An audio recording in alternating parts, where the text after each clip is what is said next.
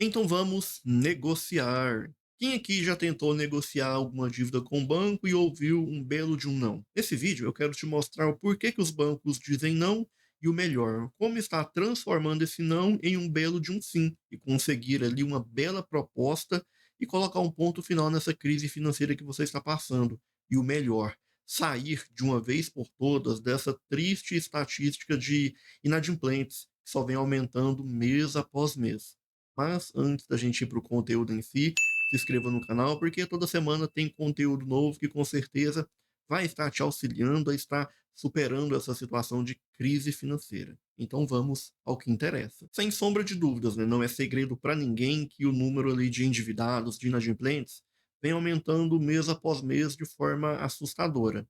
Era esperado uma alta agora no mês de janeiro, né? Era não, é esperado uma alta agora no final do mês de janeiro para fevereiro, é esperado mais uma alta ali no número de endividados, de inadimplentes. Ou seja, são essas pessoas que não conseguem mais honrar com as suas responsabilidades financeiras na data correta, sendo assim, a consequência é a inadimplência. Porém, a gente infelizmente teve uma alta antecipada, teve uma alta no mês de novembro. Então, no mês de novembro ali, a gente infelizmente teve essa alta no número de endividados. Tudo indica que teremos novamente, né, mais uma alta agora no mês de janeiro, início de fevereiro, teremos mais uma alta. E pelo andar da carruagem, tudo indica que nesse ano de 2025 a gente vai bater recordes aí no número de endividados, no número de inadimplentes.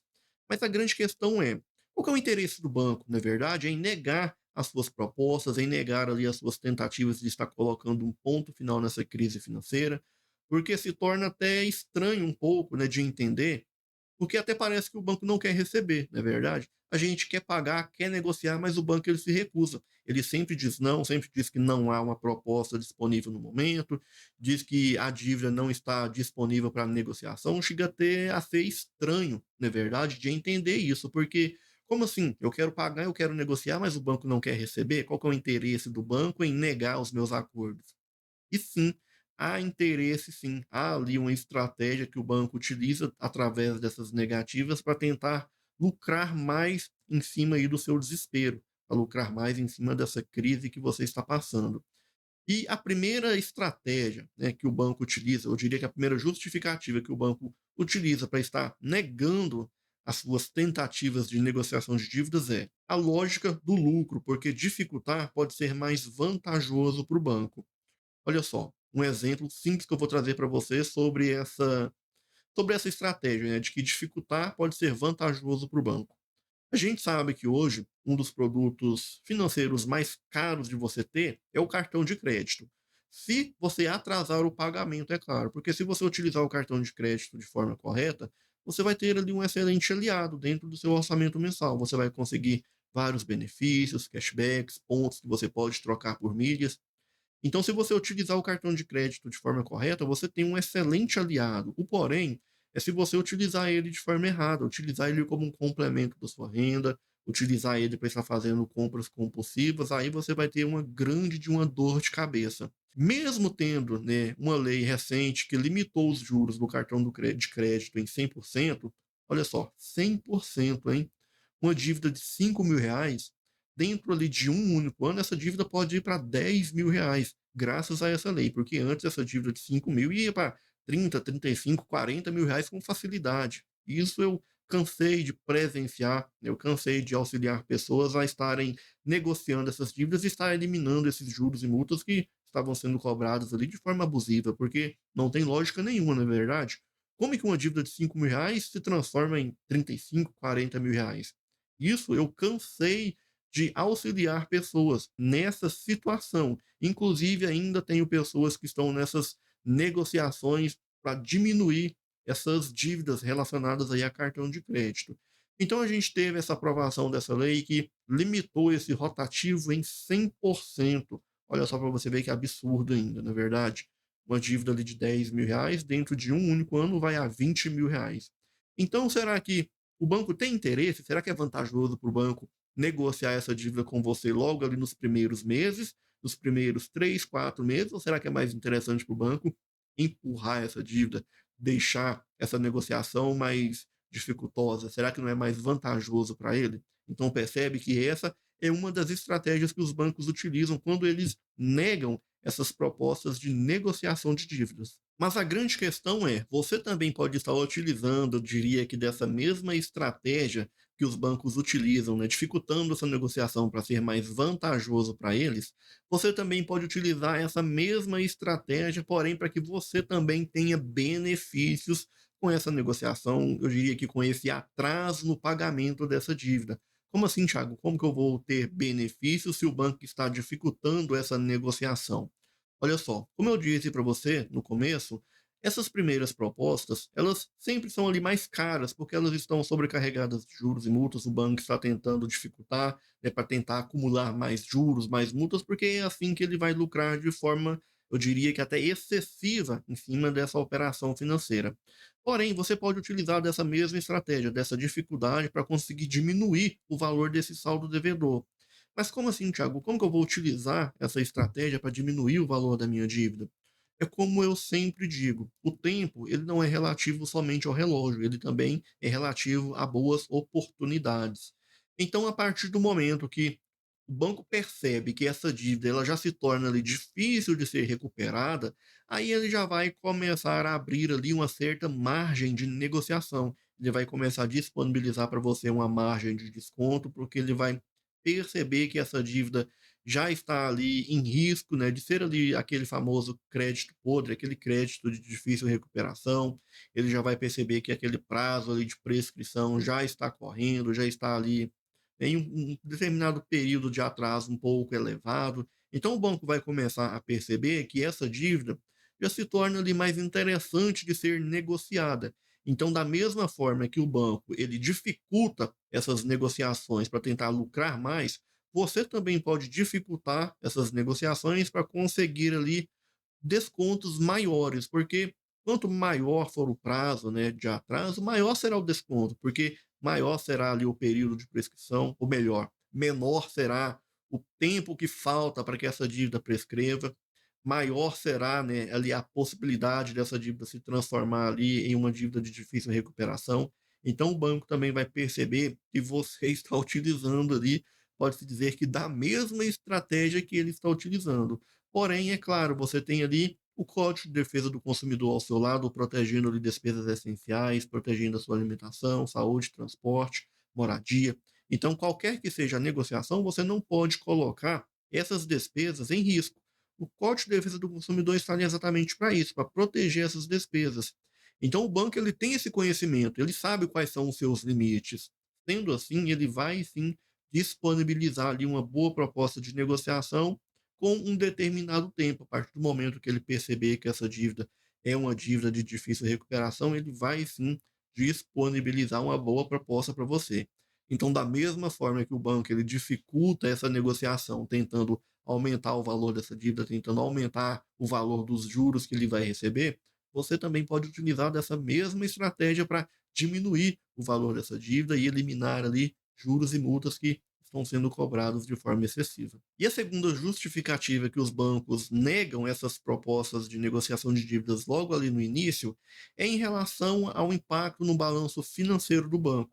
Se o banco ele começar a negociar todas as dívidas logo ali nos primeiros meses de atraso, o banco ele vai de certa forma demonstrar que está ali em um momento difícil, né, que está passando ali por uma certa crise financeira que precisa a qualquer custo conseguir recursos financeiros. Então, negociar essas dívidas ali logo de início demonstra uma certa fragilidade do banco, né, em relação ali especificamente ao provisionamento do banco. De forma bem simples, bem resumida, provisionamento nada mais é do que o que ele tem ali disponível em caixa e o que ele tem emprestado. Então, se ele começar a negociar essas dívidas ali de forma imediata, ele vai demonstrar, entre aspas, que ele tem mais dinheiro na mão dos outros do que em caixa. E isso é um risco para ele, é um risco para o banco. Então, ele vai tentar negar, logo de início, essas propostas para tentar, eu diria que, camuflar essa crise, entre aspas, que ele está passando. Até porque é difícil um banco passar por crise financeira cobrando aí juros 100% ao ano, não é verdade? Mas ele vai tentar, né, camuflar isso, tentando negar, né, essas negociações para trazer essa falsa impressão de que está tudo bem, né, de que ele não está passando por nenhuma dificuldade, de que ele tem ali dinheiro, recurso em caixa, porque a gente sabe que os bancos, né, têm ali o Bacen ali como um fiscal. O Banco Central, ele é um fiscal de todos os bancos. Então, se esse banco demonstrar que tem ali mais dinheiro na mão dos outros, que tem mais dívidas do que de fato dinheiro em caixa, do que mais patrimônio em si, é lógico, o Banco Central vai querer justificativas, vai ficar mais ali no pé desse banco e isso não vai ser interessante para ele. Então, é claro, ele vai negar ali essas propostas exatamente por causa dessa segunda justificativa, né, por causa desse impacto financeiro no seu balanço. E a terceira tática que os bancos utilizam para lucrar mais, né, negando essas propostas ali logo de início, pode-se dizer não, com toda certeza, essa é a pior de todas, é a mais desprezível, é a pior de todas as estratégias que os bancos utilizam. Infelizmente, todos eles utilizam dela, que é ali a estratégia psicológica, né? Eles utilizam daquela pressão psicológica para tentar aumentar, para tentar lucrar mais em cima ali dessas dívidas. Como assim, Thiago, estratégias psicológicas? A gente sabe muito bem que várias são as consequências do endividamento, da inadimplência. A própria pesquisa realizada ali pelo Serasa traz ali as consequências da inadimplência: ansiedade, insônia, né, ali falta de concentração, aquela irritabilidade, até mesmo problemas físicos. Então, é claro, os bancos vão utilizar dessa pressão psicológica, eles vão utilizar dessas fraquezas que você tem para tentar aumentar o máximo possível o valor dos juros e multas que estão sendo cobrados ali em relação a essa dívida. Olha só, chega a ser difícil de engolir, não é verdade? É muito desprezível, não existe outra palavra, a gente usar da fragilidade dos outros, usar ali da ansiedade, usar ali da insônia, usar dessa falta de controle emocional que a gente tem quando a gente está passando por essa situação de inadimplência para tentar lucrar mais em cima da nossa fragilidade. Então chega a ser, assim, uma estratégia desprezível e, infelizmente, é uma das mais utilizadas, porque qual que é o banco que não utiliza dessa estratégia psicológica para conseguir que você acabe aceitando, na verdade, uma proposta que, de fato, você vai colocar em risco ali as suas despesas essenciais. Você vai acabar colocando ali a sua alimentação, a sua moradia em risco, simplesmente para estar liquidando esse saldo devedor. Então, a maioria dos bancos utilizam, né, dessas estratégias ali desprezíveis para conseguir estar lucrando mais em cima dos seus clientes, em cima dos seus consumidores. E muita gente acaba romantizando, né, essa relação entre banco e cliente. E isso é um grande erro, porque é exatamente esse romantismo que você tem que ele vai utilizar aí como uma arma contra você. E como está superando, né, essa situação? Como está forçando o banco a estar, eu diria que negociando com você, eliminando esses juros e multas que estão sendo cobrados ali de forma abusiva, de forma excessiva. Se você tiver observado, eu já respondi essa pergunta ao decorrer do vídeo. Você vai conseguir obrigar o banco a diminuir juros e multas que estão sendo cobrados ali de forma abusiva, utilizando o Código de Defesa do Consumidor contra eles. Ah, Thiago, então eu vou precisar acionar o judiciário, vou precisar entrar com ação judicial. Negativo. Não é necessário que você utilize de nenhum processo, de nenhuma ação judicial. Você pode sim conseguir estar negociando essa dívida de forma extrajudicial. Como o próprio nome já diz, fora do judiciário. Você vai utilizar ali estratégias de negociação de dívidas que são abordadas ali dentro do próprio Código de Defesa do Consumidor. Por exemplo, o próprio CDC, ele traz ali nos seus artigos que você não é obrigado a aceitar qualquer que seja a proposta de negociação de dívidas que coloque ali as suas despesas essenciais em risco. Então, em primeiro lugar, as suas despesas essenciais, elas são protegidas pelo próprio Código de Defesa do Consumidor, alimentação, saúde, transporte, moradia. Então, o banco, ele não pode te oferecer, te obrigar a aceitar uma proposta que vai colocar em risco essas despesas. Sendo assim, você também não pode oferecer uma proposta que vai colocar essas despesas em risco. Então, tenha ali um orçamento eficaz, tenha um orçamento enxuto que de fato comporte ali essa responsabilidade financeira que você vai estar assumindo através dessa negociação. utilizando o Código de Defesa do Consumidor como um apoio. Utilize ali também mecanismos de proteção ao consumidor, como o Procon, por exemplo. Utilize ele como um intermediário dessa negociação dessa dívida. Como eu disse para você antes nesse vídeo, o Bacen, ele é um fiscalizador dos bancos. Então você também pode utilizar o Bacen através do Procon como um intermediador dessa negociação, tendo em mente proteger despesas essenciais, alimentação, saúde, transporte, moradia. A partir do momento que você utiliza desses mecanismos, dessas ferramentas contra o banco, é claro, ele vai sim te oferecer uma proposta que de fato esteja ali de acordo com a sua realidade financeira. Até porque ele também sabe que essa dívida, se ela não for paga, essa dívida vai se transformar em um crédito podre de difícil recuperação. Depois de 5 anos, essa dívida ela vai prescrever, sendo assim, ela não vai mais poder ser cobrada. Então, o que é melhor? Ele negociar essa dívida com você ou ele perder completamente a possibilidade de estar recebendo esse saldo devedor? É claro que ele vai negociar com você, porém, você precisa utilizar as estratégias corretas. Agora, se você quiser aprender a criar um plano de organização e recuperação financeira e negociar aí qualquer dívida com qualquer banco, é só você clicar no link que tem logo abaixo aqui nesse vídeo e fazer parte da comunidade Recuperando as Finanças.